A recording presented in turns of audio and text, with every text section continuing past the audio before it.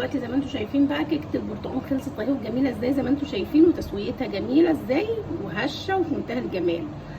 ان شاء الله بقى الفيديو يعجبكم. لو عجبكم الفيديو لايك وشير واشتراك في القناه وفعلوا الجرس عشان يوصل لكم كل جديد. دلوقتي بقى هنشوف مقاديرنا مع بعضينا. دي مقادير صينيه 30.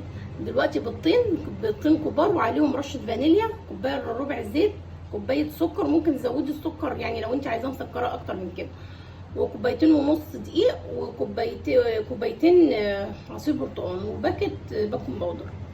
وهنشوف بقى نعمل ايه. دلوقتي جبنا بقى البوله اللي هنعمل فيها، نحط البيض ونحط رشه ملح، ونحط برده معلقه خل كده صغيره، ما بتبانش في الطعم ولا حاجه، بس هي يشيل زفاره البيض.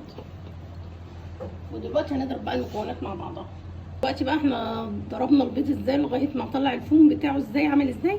هنحط بقى السكر، مش عارفه ايه اللي وقع هنا كده، وهنضربه بقى تاني مع بعضيه ونكمل. وانا طبعا حطيت الفانيليا مع البيض.